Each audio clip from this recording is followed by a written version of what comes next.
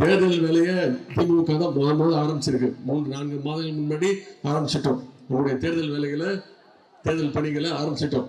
எப்படி தேர்தல் வேலையை முதல்ல ஆரம்பிச்சிருக்கோமோ அதே மாதிரி தேர்தல் ரிசல்ட்லையும் நாம தான் முதல்ல வருவோம் அப்படிங்கிறத கூறிக்கொண்டு, யார் எப்படி வந்தாலும் பரவாயில்ல, நம்முடைய கூட்டணி, உங்களுக்கு எதிரணியில் இருக்க கூட்டணி பற்றி உங்களுக்கு தெரியும் என்ன நடந்துட்டு இருக்கு. அவங்க கள ஆய்வு நடத்திட்டு அப்படின்னு சொல்லி ஒவ்வொரு இடத்துலையும் பெரிய கலவர ஆய்வு தான் நடத்திட்டு இருக்கிறாங்க.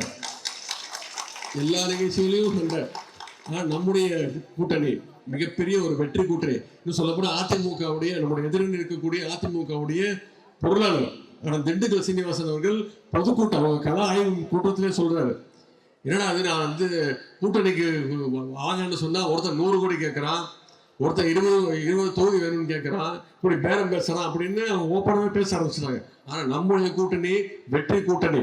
நம்முடைய தலைவர், கழகத்துடைய தலைவராக பொறுப்பேற்று சந்திச்ச அத்தனை தேர்தலையும் வெற்றி பெற்றிருக்கிறோம். 100% வெற்றி பெற்றிருக்கிறோம்.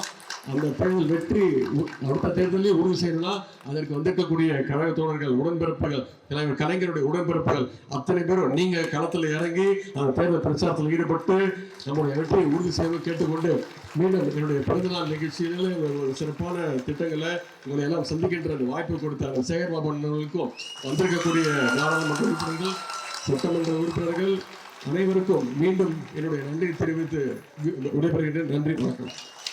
பாதகம் செய்பவரை கண்டால் நாம் பயங்கொள்ளலாகாது பாப்பா, மோதி மிதித்து விடு பாப்பா, அவர் முகத்தில் உமிழ்ந்து விடு பாப்பா.